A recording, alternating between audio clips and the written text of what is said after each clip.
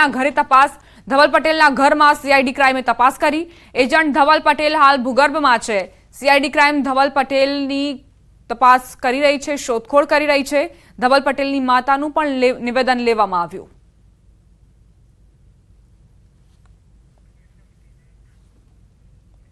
BZ group પર CID ક્રાઇમના દરોડા બાદ બીઝેડના સીએનું નિવેદન। ઋષિત મહેતાએ મીડિયા સમક્ષ પોતાનું નિવેદન આપ્યું। તેમણે કહ્યું કે બીઝેડની પોન્ઝી સ્કીમ મામલે અજાણ છું, માત્ર બીઝેડના એક ક્લાયન્ટ તરીકે જ કામ કરતા હતા। તો સીએ પોતાનો બચાવ કર્યો છે। તેમણે કહ્યું કે પોન્ઝી સ્કીમ વિશે તમને કોઈ જ ખ્યાલ નથી, કોઈ જાણકારી નથી, માત્ર બીઝેડના એક ક્લાયન્ટ તરીકે જ હું કામ કરતો હતો।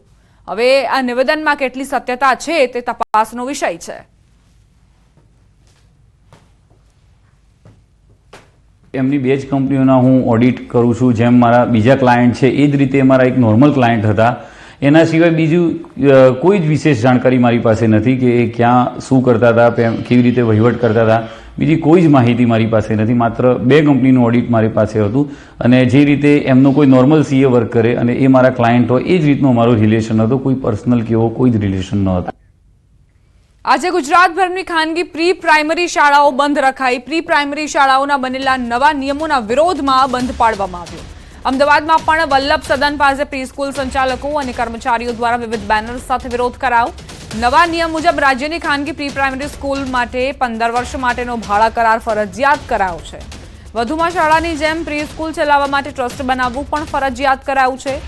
ત્યારે પ્રી સ્કૂલ માટે રેસિડેન્શિયલ, કમર્શિયલ કે એજ્યુકેશનલ ત્રણેયમાંથી કોઈ પણ બીયુ મંજૂર રાખવા માંગ કરાઈ।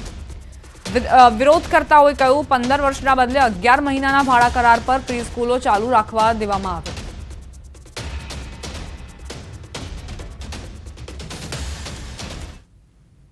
અમારી પ્રી સ્કૂલો વારંવાર રિક્વેસ્ટ કરવા છતાં સીએમ સાહેબ, ડિંડોર સાહેબ, પાનસેરિયા સાહેબને જે નવી રજિસ્ટ્રેશન પોલિસી આવી છે વારંવાર રિક્વેસ્ટ કરી છે, પણ એમના તરફથી કોઈ જવાબ આવ્યો નથી। તો આજે અમે સમગ્ર ગુજરાતની પ્રી સ્કૂલો બંધ રાખવાનો એલાન કર્યો હતો, જે બંધ રહી છે અને આજે એના અગેન્સ્ટ માટે એમને રિક્વેસ્ટ કરવા માટે અહીંયા અમે ભેગા થયા છીએ।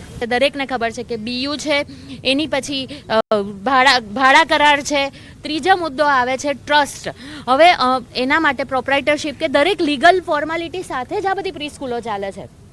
ક્યાંય પણ એવું નથી કે કોઈ ઓફિશિયલી ના ચાલતું હોય એવી કોઈ જગ્યા નથી। અને ત્રીજી એક માંગણી છે એ બાલવાટિકાના રજિસ્ટ્રેશન લઈને થોડા કન્ફ્યુઝન છે, જેમાં બધાને ક્લેરિટી જોઈએ છે। આ મુખ્ય મુદ્દાઓ છે। અમદાવાદમાં કિડની હોસ્પિટલની બહાર ઉમેદવારોનો વિરોધ। 2023ની વેકેન્સી પડી તેમ છતાં ભરતી ન કરાયાનો આરોપ મુકાયો। દસ્તાવેજોની ચકાસણી થઈ ગઈ છતાં ભરતી ન થયાનો આરોપ। ઉમેદવારોની નિમણૂક પત્ર આપી દેવાની માંગ। વિરોધ બાદ 650માંથી 430નું મેરિટ લિસ્ટ બહાર પાડવામાં આવ્યું છે। સંવાદદાતા વિભુ લાઈવ જોડાઈ ગયા છે, તેમની પાસેથી વધુ જાણકારી લઈએ। વિભુ, શું માંગ છે વિદ્યાર્થીઓની અને શું તેમની ફરિયાદ છે?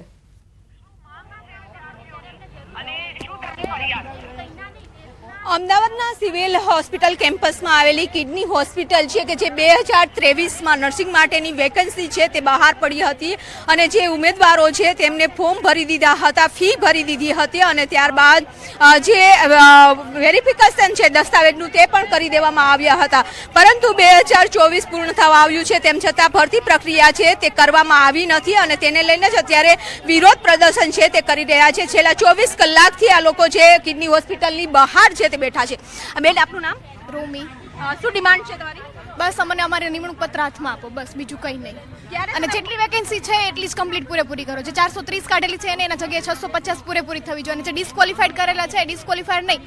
અને એનું અમને સાચો જવાબ આપવો જોઈએ કે શા માટે ડિસ્ક્વોલિફાઈડ કરેલા છે। આખા અમારી સખત કાલના દિવસની મહેનતના કારણે અને મેરિટ લિસ્ટ બહાર પાડ્યું, 2 વર્ષ થયા। હવે એનું મેરિટ લિસ્ટ બહાર પાડ્યું, એમાં બી ધાંધિયાવાડા કરેલા છે કે જે પાસ થયેલા છે માંડ આટલી નોકરી ધંધા બધું છોડીને, પ્રાઇવેટ નોકરી છોડીને પાસ થયા, મહેનત કરી અને હવે છેલ્લા મેરિટ લિસ્ટમાંથી અમને કાઢી મૂકે છે, ડિસ્ક્વોલિફાય કરે છે। એનું રીઝન કંઈ નહીં કે નોન ક્રિમિનલ તમારું નથી સબમિટ કરેલું। મને મેઇલ પણ આવેલો છે ઓલરેડી, જ્યારે ડોક્યુમેન્ટ વેરીફાઈ થયા ત્યારે એને આપેલું છે નોન ક્રિમિનલ, ત્યારે એ ઓકે કહે છે, તો ત્યારે જ એને નથી કહેવાતું કે ભાઈ તમારું ક્લિયર નથી। અને પછી મેઇલ આવે છે થોડા દિવસમાં કે તમારું જે આગળનું નોન ક્રિમિનલ છે એને સબમિટ કરાવો। તો 2 દિવસમાં મેં એને મેઇલ કરીને આપેલો છે અને ઇવન ઓફલાઈન અહીંયા આવીને હું સબમિટ કરાવીને ગયો છતાં બી મને ડિસ્ક્વોલિફાય કરેલી છે। તો પાસ થવાનો મતલબ શું? તમે શું કહી રહ્યા છો? છેલ્લા 24 કલાકથી બેસી રહ્યા, મેનેજમેન્ટ સાથે વાત થઈ છે? કાલ સવારના 8 વાગ્યાના અહીંયા આવ્યા છીએ. હજી 8 વાગ્યા, આજે 24 કલાકથી અમે અહીંયા જ છીએ. રાત્રે બી અમે અહીંયા જ હતા. આજે સવારે ફ્રેશ થવા જઈએ બહાર ગયા તો એ લોકોએ ગેટની અંદર અમને જવા દેતા નથી.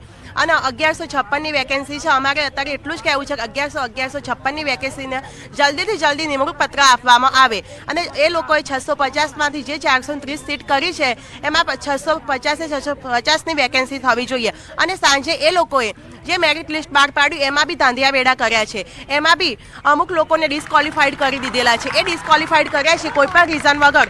એનો બી અમને ન્યાય મળવો જોઈએ. તો ન્યાય માટેની માંગ કરી રહ્યા છે વિદ્યાર્થીઓ પણ અહીં બેઠા છે કે 24 કલાકથી મેનેજમેન્ટ દ્વારા કોઈ જવાબ આપવામાં નથી આવતો. આગળ તમારા શું પગલાં રહેશે, કારણ કે છેલ્લા 24 કલાકથી મેનેજમેન્ટ સાથે વાતચીત કરવામાં તમને શું સામે રિપ્લાય આપ્યો છે? અમે મેડમ જ્યારે ડોક્યુમેન્ટ વેરિફિકેશન થઈ ગયું એનો 5 મહિના જેટલો સમયગાળો વીતી ગયો પછી કોઈ પણ ભરતી પ્રક્રિયામાં ડોક્યુમેન્ટ વેરિફિકેશન થઈ જાય એટલે ઉમેદવારની આશા હોય કે જલ્દીથી ફાઇનલ મેરિટ લિસ્ટ આવે અને નિમણૂક મળે. તો એ માટે અમે અહીંયા શાંતિપૂર્ણ રીતે પહેલાં અમે 5-7 લોકો જ આવતા રજૂઆતો કરવા માટે કે કોઈ આવી રીતે અમે ભેગા થવું નથી, આપણે થોડા ઉમેદવારો ભેગા થઈ અને રજૂઆત કરીએ. પરંતુ એ વખતે અમને બસ લોલીપોપ આપવામાં આવતો કે મહિના પછી આવશે, 2 મહિના પછી આવશે, 15 દિવસ પછી આવશે. પરંતુ એ કાંઈ ન થયું અને અંતે પછી અમે બધા ઉમેદવારોને અમારો હક માગવા માટે ભેગું થવું પડ્યું છે. પરંતુ ફાઇનલ મેરિટ લિસ્ટ જાહેર કર્યું છે એમાં પણ ઘણી ક્વેરી આવેલી છે.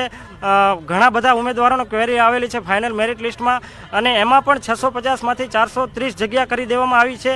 અને સ્ટાફ નર્સની પ્રોસેસ હજી પૂરી થવાના આરે તો ન કહેવાય, જોકે એમાં પણ અન્યાય થયો છે. પણ આવી તો બીજી હજી 30 કેડર છે. 650 સ્ટાફ નર્સની જગ્યા એ સિવાય ટોટલ 1156ની ભરતી છે.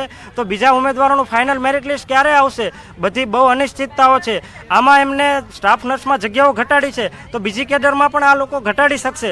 એટલે અમારી સાથે બહુ અન્યાય થઈ રહ્યો છે મેડમ. અમારી એક જ વિનંતી છે, શાંતિપૂર્ણ વિનંતી છે.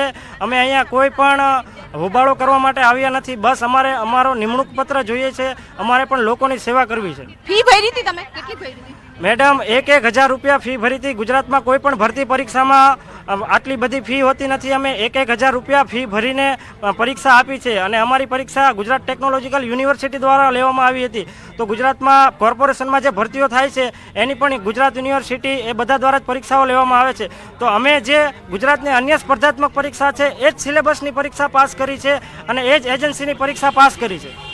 તો ન્યાય માટેની છે તે આ લોકો માંગ કરી રહ્યા છે, બહાર બેઠા છે. જો કે મેનેજમેન્ટ દ્વારા કોઈ જવાબ નથી આપવામાં આવ્યો. 650ની જગ્યાએ 430નું જ મેરિટ બહાર પાડ્યું છે અને તેને લઈને જ અત્યારે વિરોધ છે તે વિદ્યાર્થીઓ કરી રહ્યા છે. આભાર વિભુ જાણકારી આપવા માટે.